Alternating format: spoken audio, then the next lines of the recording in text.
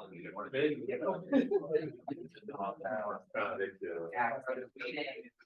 right, welcome to our final talk of the day. Josh Sussan, who will talk about categorification and roots of unity. Thanks to the organizers for the invitation to speak here. So this is a joint work with Misha Khovanov and Yuchi. So I'm going to explain an approach to categorifying three-manifold invariants, which would ideally lead to a four-manifold invariant or four-dimensional TQFT. So this is part of a big program that's far away from that goal, but I want to explain the basic ideas of this. So I want to begin with the topic of PDG theory, which is probably not familiar to most of you. So I want to motivate this.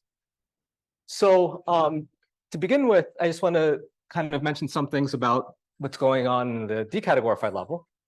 So the WRT invariant, Witten-Reshetikhin-Tribe invariant, Z of a three-manifold, a closed three-manifold M. And by the way, I'm fixing a prime P throughout the talk. The WRT invariant is defined for all numbers, but for categorification reasons, I'm restricting to prime P. So this WRT invariant, this three-manifold invariant, it takes values in a ring, which I'll call bold OP. So this ring bold OP, it's defined to be the quotient of the ring of Lagrange polynomials, mod the p cyclotomic polynomial evaluated at q squared, where, well, the p cyclotomic polynomial has a particularly easy form, 1 plus q plus ... q to the p minus 1. Okay, so it's a lot of work going on. A lot of work went into proving that the three-manifold invariant actually lives in this very special subset of the complex numbers. I should also make a remark that this is a slightly weird ring rather than just taking the normal cyclotomic ring. The reason why we're looking at why we're modding out by phi p of q squared rather than just phi p of q is for categorification reasons. But it's a difference which doesn't really make that big of a difference.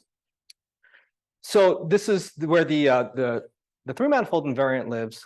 And if we want to categorify this, maybe the first step would be to categorify the target of the three-manifold invariant.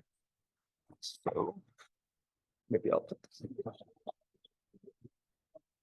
You can just push it. Push it up. Okay. Good as we find. Oh, okay, got it. Thanks. Okay, thanks. So ideally, we want a category, a monoidal category. Let's call it VP, such that the Grothendieck ring of VP is isomorphic to this ring bold OP. And so this hypothetical monoidal category would be the target of this hypothetical categorified three-manifold invariant. So I'm going to explain an approach to construct this category VP due to Khovanov. So throughout this talk, I'm going to fix a field K of characteristic P. And it's an important role played by the following algebra, HP. It's truncated polynomial algebra, K adjoint D mod B to the P. And this is a graded ring where we take the degree of D to be 2. So this is a somewhat arbitrary choice, but the choice in this grading convention matches with other grading conventions in categorification. Yeah. Is the choice of degree of partial 2 related to the? It's complete. So the reason why I'm doing this is because of this grading, and the reason why I'm doing this grading because of the gradings coming from KLR algebras and categorification geometry. Yeah, good question. Okay, so this is a local algebra, and HP has a unique simple module up to isomorphism and grade shift. And let's fix L, be the one-dimensional module concentrated in degree 0. Okay. So this observation that there's a unique simple module allows us to say something about the Grothendieck group or the Grothendieck ring of this category. So we look at Grothendieck group of the category of graded modules over this algebra, of this graded algebra. This is isomorphic to the ring of Laurent polynomials, where the class in the Grothendieck ring of this simple module shifted, let's say, up by degree r. So this angle means this grading shift gets identified with the monomial q to the r. So this is the explicit isomorphism between the Grothendieck group of this category and this ring of Laurent polynomials. And we haven't really accomplished very much because this is just a categorification of the ring of Laurent polynomials, which could also be accomplished by looking at category of graded vector spaces. So nothing new so far, or nothing substantial so far. But now we go a little further. So HP as a module over itself has a Jordan-Holder series, and so it has a filtration with subquotients L shifted by 2, L shifted by 4, all the way up to L shifted by 2p minus 2. And so what that tells us is that the class of the module HP over itself in the Grothendieck ring, well, all of these get identified with a monomial. So this class is 1 plus q squared plus q to the 4th plus q to the 2p minus 2, which is exactly the p cyclotomic polynomial evaluated at q squared. And this is precisely the relation that we want to kill, this is the relation we want to kill to get this ring Boldo-P. And so we would like to kill this module HP. Of course, you can't just kill it in a normal category, but there is a category where where there's enough technology to make this 0, and that's the stable category. Okay, so we let HP Gmod underline be the stable category associated to HP, and I'll say what that is. So the objects are the same as HP Gmod, but the morphism space, of course, is different. So I'll explain what the morphism space is. In the stable category, between two objects M and N, it's a quotient in the original category, mod some subspace, which I'll squeeze in here, IMN. And so what is the subspace? So the subspace IMN, this is the subspace of all maps from M to N, which factor through a projective. So in particular, well, HP is projective over itself. So the identity map from HP to HP, of course, factors through itself. So the identity map of HP is in this subspace that we kill. So the consequence is that in the stable category, HP now becomes isomorphic to 0. And so that leads to this proposition, which sometimes gets attributed to Bernstein and Khovanov, which is that the Grothendieck ring of the stable category is this ring Boldo-P. And so this stable category becomes a potential target for a categorified 3-manifold invariant. So that was kind of the beginning of this. Well, I haven't said what PDG algebras are, but this program of PDG algebras and categorifying things at roots of unity. So I'll discuss this in the next section, but the WRT invariant could be defined using quantum SL2 at a root of unity. Quantum SL2 at a root of unity could be defined as an algebra over this ring Boldo-P. And so we want a mechanism now of categorifying algebras and modules over Boldo-P. So what I'm going to explain now is some abstract machinery to do this, and at the end I'll give some some concrete examples. Okay, so finally I'll introduce a PDG algebra. So a PDG algebra A over our field of characteristic P, over our field K, is a Z-graded algebra, along with a degree 2 endomorphism, degree 2 derivation. I'm going to probably start dropping subscripts, but I'll keep it there for the moment. dA, such that d to the pth power is equal to 0. So if p is equal to 2, this is just the normal notion of a DG algebra over a field of characteristic 2. So this is a fairly natural generalization of things that are well studied in math. Okay, it says no there. So I'll go back to the beginning.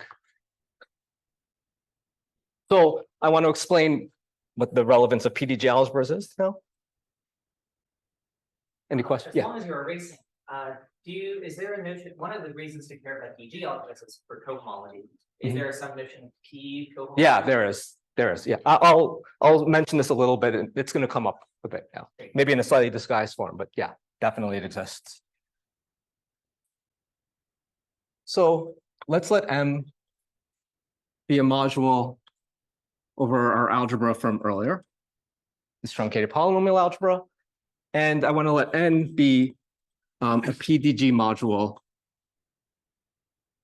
over A. And without really saying exactly what this is, it's a module over A along with its own derivation, which is compatible with the D from the PDG algebra A, such that D to the P is equal to 0.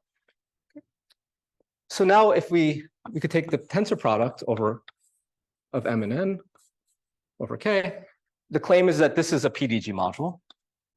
So I'll explain how this tensor product is a PDG module. So first, what is the A module structure?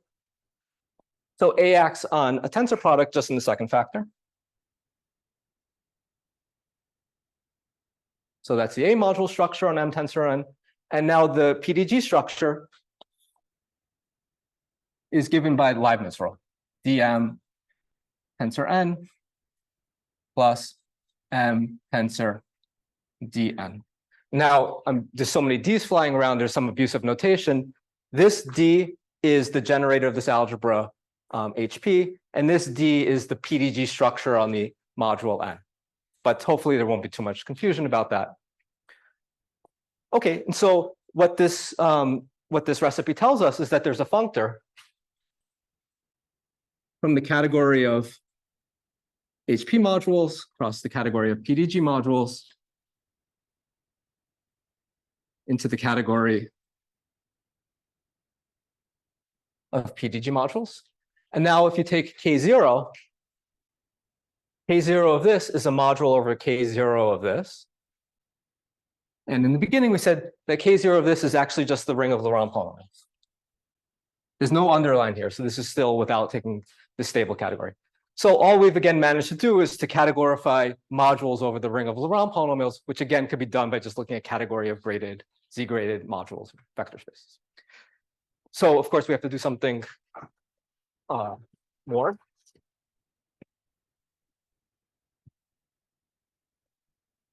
So I want to consider the so-called homotopy category of A modules, PDG A modules. Okay, so let's let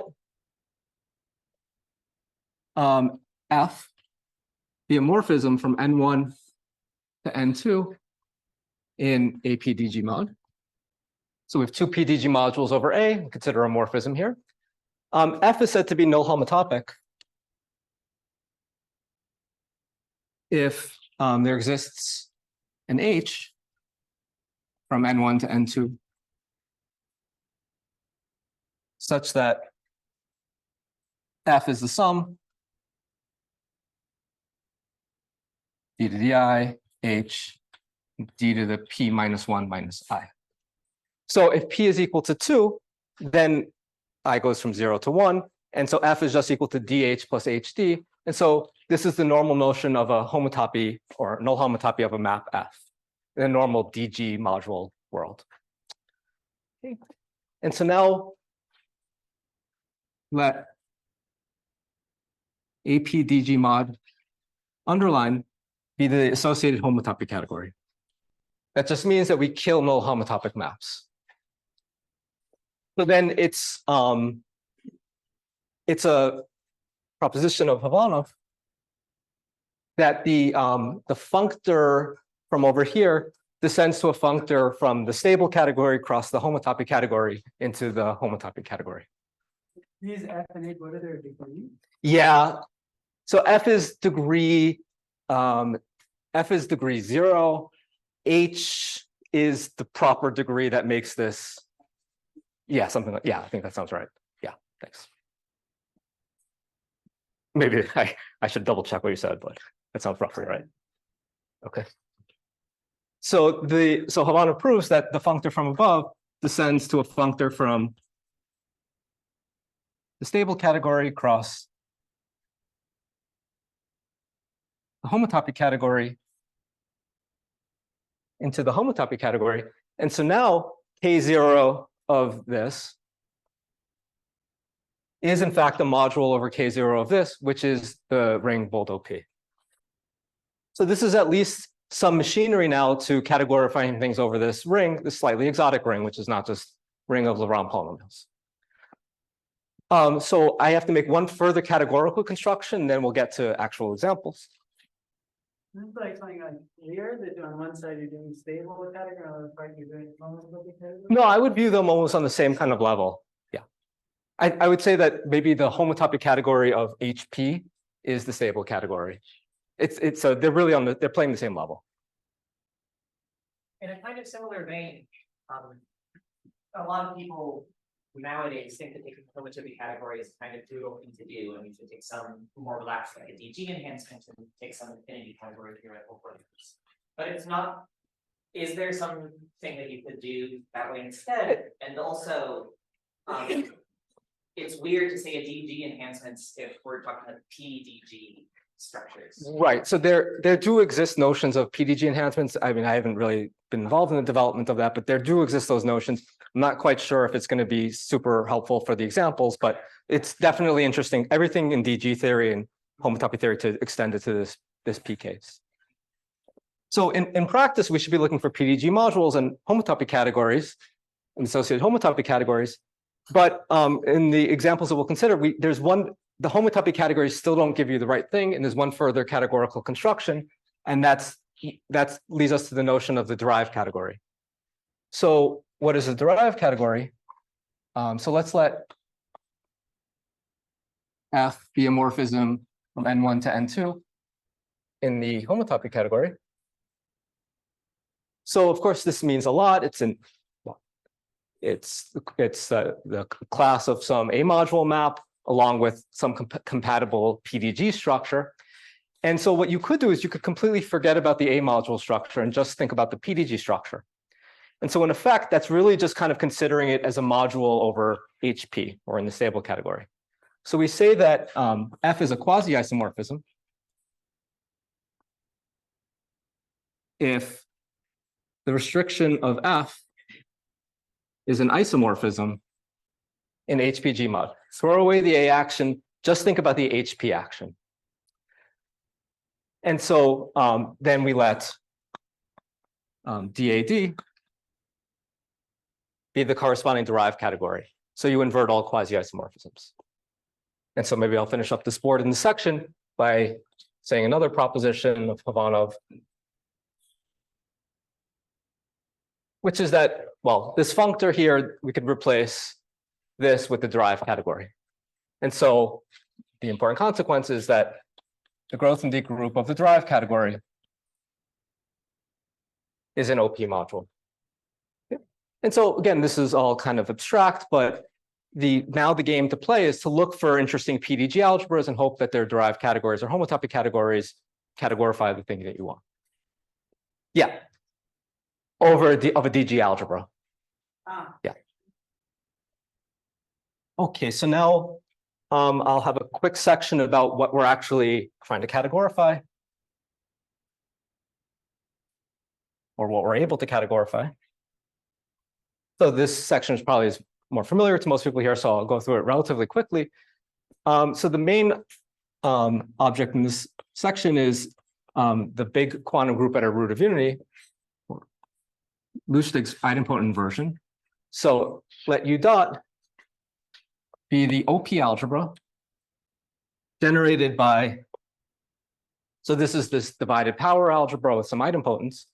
So it's generated by some elements 1n, where n is an integer. Divided powers of e and divided powers of f. Subject to some relations. So I'll just quickly skim through the relations. So first of all, these are idempotents. These are mutually orthogonal idempotents. E's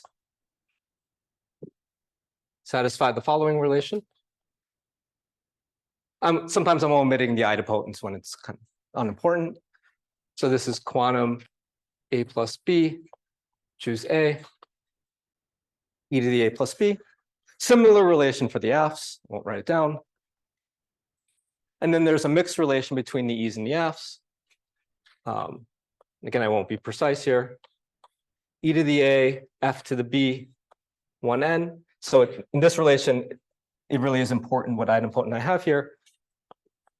So this is some sum over j of f to the b minus j, e to the a minus j, 1n. And then there's some coefficients here, which I'll again omit. And there's a similar relation where these are swapped. The quantum integer, you expect q squared or q? I am doing it with respect to q. Yeah. Yeah. It's being evaluated though in the ring OP. Okay, so this is sometimes called Lustig's big quantum group this is for SL2. And there's some other associated quantum groups for SL2 at a root of unity, so I'll mention those now. So there's little u dot. This is the subalgebra generated by the idempotents and just the first divided powers. This is because of we're putting in all these infinite idempotents. This is an infinite dimensional algebra, but the representation theory is equivalent to the representation theory of the small quantum group, which is a finite dimensional algebra. And then maybe the last, well, almost the last algebra I'll introduce is the positive half. So this is subalgebra generated by 1n and just the e's. So again, this is also an infinite dimensional algebra, but really effectively u dot plus is the representation theory is equivalent to the representation theory of the following algebra has same rep theory of u plus, which is the algebra generated by E over this ring called OP mod e to the p. So these are the relevant algebras that I want to talk about. And one last thing I want to say in this section before we get to categorification is that we want to ideally we'd like to categorify all sorts of representations of big U dot. So the things that we are able to categorify are, well, let's let BL be the Weil module over U dot. And so what we can categorify so far is V1 tensor some power L along with a tensor product of two Weil modules. So arbitrary tensor products of the two-dimensional Weil module and also a tensor product of any two Weil modules. Oh, along with Weil modules themselves. Other arbitrary tensor products, we believe we have the correct categories for categorification, but proving correct statements about the growth in the group is technically more challenging. Okay, so let me now get to categorification. Any other questions from that section? Okay, so one of the building blocks in categorification over the last 10 or 15 years is the nil-Hecke algebra. So I want to let NHN be the nil-Hecke algebra, and I'll say what this is briefly in a second, over our field K of characteristic P. And so this has generators. And there's a graphical presentation of the nil-Hecke algebra, so I'll give the pictures as well. So it has generators yi, and the graphical depiction of yi is a diagram, and I read all my diagrams from bottom to top, and it becomes an algebra by stacking. And so yi means I put a dot on the ith strand. And element psi, which again we depict in a graphical way, where we have a crossing between the I and I plus first strands. And this is a graded algebra where the degree of this is 2, and the degree of this is -2. And this is kind of the genesis of all the weird grading conventions from earlier. So I should say that this nil-Hecke algebra is the simplest example of a KLR algebra this is for UQSL2. So the relations, so first of all, the y's commute. The y's are a polynomial subalgebra. The size satisfy the following relations. So if you stack crossing on top of itself, it's 0.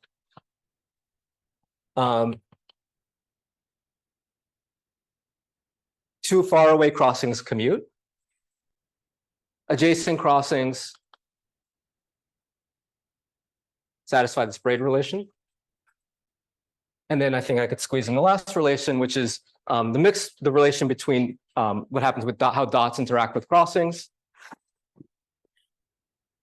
And so I'll just draw this relation locally. This is equal to the identity. I should have said this before, but a diagram just of vertical strands is the identity element in the algebra. Okay. And so this is nil-Hecke algebra. And so it goes back to some work of Schwang-Ruquier, and then of Aaron Lauda, and then Khovanov, Lauda, and Ruquier, that these algebras are used to categorify UQSL2, but for generic values of the quantum parameter. So what I want to now say is, how is this nil-Hecke algebra a PDG algebra? So PDG structure. So I want to define it just on the generators. I'll define it locally. So D of a dot is defined to be 2 dots. It's basically the most reasonable thing to do to make a degree 2 generator. And D of a crossing, well, there might be other reasonable things to do, but this is the best. This turns out to be the best choice, is you get this guy. And then you extend to the entire algebra by linearity and the Leibniz rule. And so it's a fairly easy check to show that this is a PDG algebra. So you can ask, why does d to the p equal 0? Well, for example, on the dot, if you apply this p times, you keep picking up some coefficients, but we're working over a field of characteristic p, and you'll get something like p factorial. So d to the p will vanish on the dot in a fairly straightforward way, and you could check also on the crossings. Okay. So this is a PDG algebra. And so now maybe the first kind of proof of concept of this whole PDG machinery developed by Khovanov is the following theorem of Chi and Khovanov. If you now look at, so those of you familiar with categorification, at this point you would put together all the nil-Hecke algebras, and induction and restriction functors give rise to a functorial UQSL2 action. And so if we look at now, if you look at all these nil-Hecke algebras with the PDG structure and their derived categories, and then we take K0 of this. So they prove that this is isomorphic to this algebra U plus from over there. Basically the positive half of the small quantum group at a root of unity. And so this is a highly non-trivial theorem. The right-hand side is finite dimensional. The left-hand side looks infinite dimensional. And so part of proving this theorem is showing that when n is bigger than or equal to p, these derived categories actually collapse. So I should also say that this is work of Elias and Chi, is that U dot and the small quantum group have categorifications as well. Well, that's the right-hand side.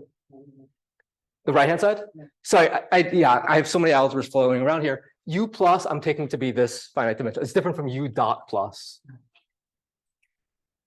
Yeah. U dot plus is just infinitely many copies of U plus. Have categorifications. Coming from Lauda's category for SL2. Okay. And I have a few more minutes to now finally talk about categorification of tensor products. Thanks.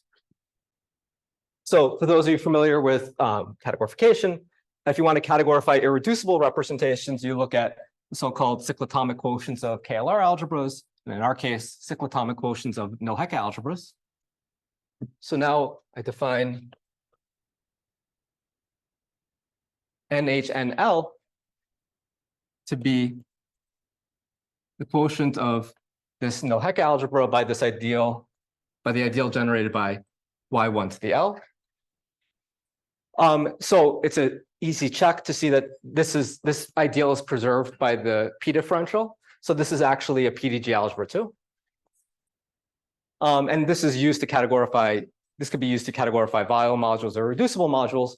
But in the last few minutes, I want to explain how to categorify some tensor products. So some combinatorics. So I let P and L be L tuple of partitions. Oh, this is a pretty big abuse of the word partition, where each partition is either empty or a box.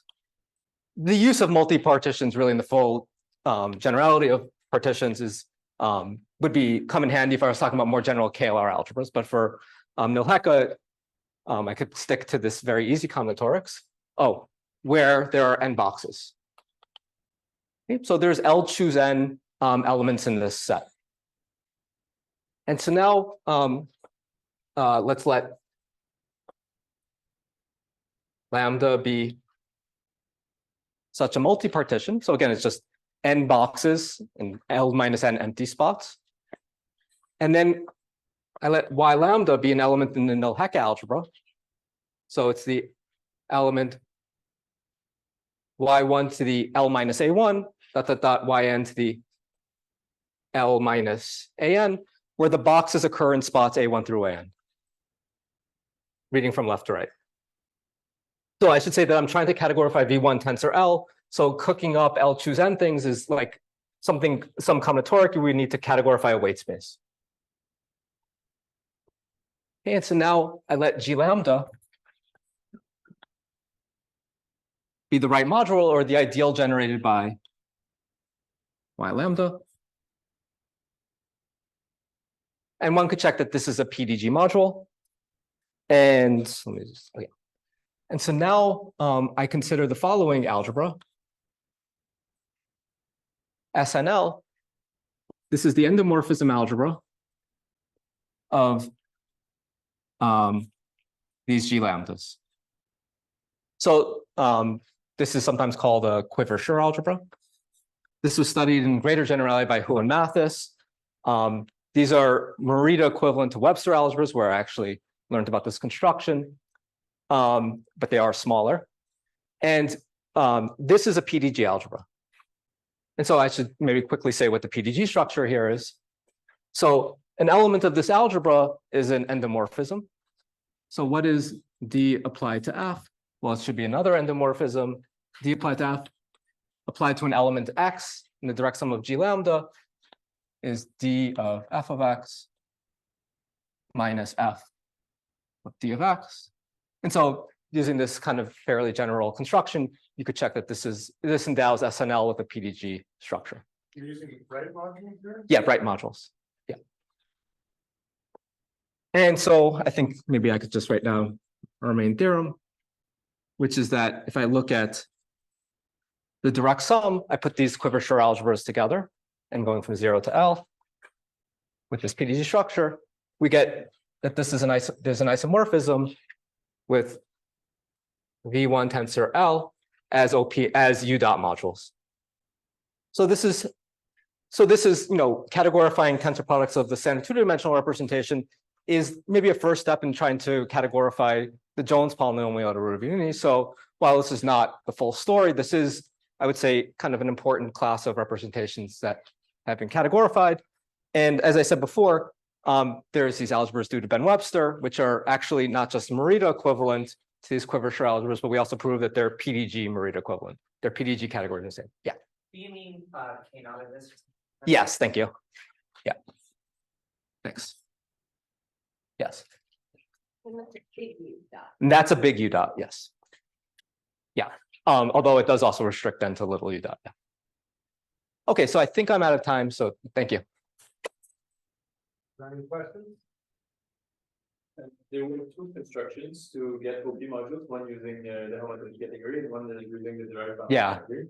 How do those two objects relate? Because since you're inverting some elements, you're kind of identifying objects together, so you're maybe expecting to get some sort of quotient or something. And in the top example right there, Yeah. is like with the homotopy category, not pick about this. So it's a good question. So the question was, why am I using the derived category here, maybe not the homotopy category? And the answer is that the homotopy category, you do not get U plus. Yeah, you don't get this collapse. Yeah, exactly. So the algebra, you just get as an OP module, you just get something infinite dimensional, and Because U plus was used. yeah, you just get yes. So you just get some sort of infinite dimensional module over over OP. Yeah. But yeah, nothing which is meaningful from the quantum group's perspective. But yeah. So yeah, passing this is why I emphasize we do need this derived category. So it corresponds to quotient by this. Yeah. Sorry, yeah. Well, yeah, I didn't realize that you meant that. Yeah. That corresponds to quotient by E to the P. Yeah. Yeah, so whenever you think of like the stable model category and derived category, that's a finding instruction. So is that coming in the? Yes, yeah. So in order to properly define growth in D groups and things like this, I buried in Khovanov's theorem is that this stable category, this derived category, they're all triangulated. Yeah, and there's a lot of work that needs to be shown, that needs to be done to prove that it's actually triangulated. Yeah. Any other questions? Yeah, in this theorem here, you have like a categorical actual too. Yeah. So, sorry. Categorical actual. Yeah. So I just stated the kind of quickest way of saying this, but yes, there's an action of the PDG Lauda 2 category on this, and there's an action of that, and on the level of K0, you get this identification. And you guys did the braiding for the Jones polynomial. So okay, so our plan was to then, so Ben Webster has constructed link invariance and much greater generality of this for generic values of Q. And our plan after this work was to then construct some categorical braiding leading to construction of link homology. We got sidetracked and we categorified the Jones polynomial. This is a work with Chiu in a completely different way, with not using these algebras. Oh. Yeah, using some other link homology due to independently Savin-Cowdis, David Rose, Kefelec, Sartori, and then independently Emmanuel Wagner and Louis Hadron Robert. So some sort of kind of exotic, weird other link homology that we put a PDG structure on.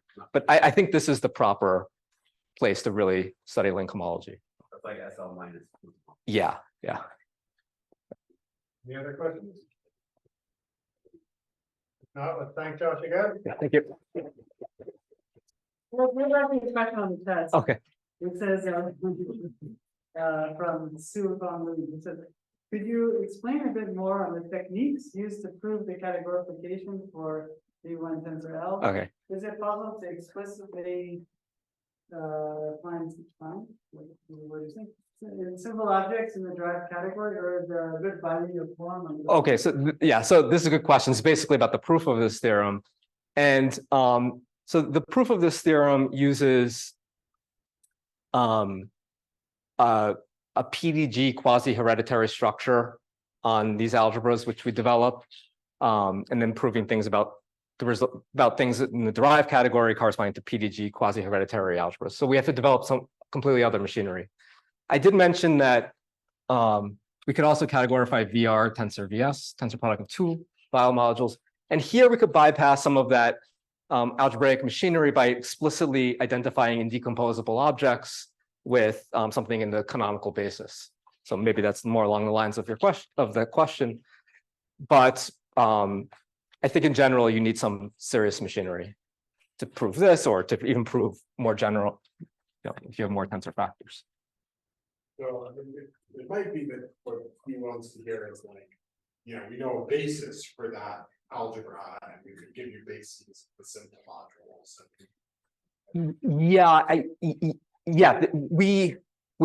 There is if I remember correctly, there is a certain basis where we identify certain modules here with a certain basis here. And you could like give a basis of the module. Here is this module. Sorry, if you have a basis of. The basis of the module shows you that it's non-zero, which shows you that it gives you this class. I mean, I'm not saying that that's like exactly. Yeah, okay. But like this case is simple.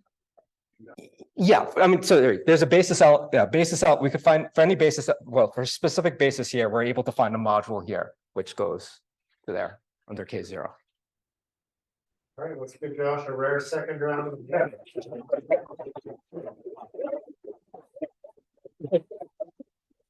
And with now reception goal, we can say place to copy, at least, and reception is going to copy very close.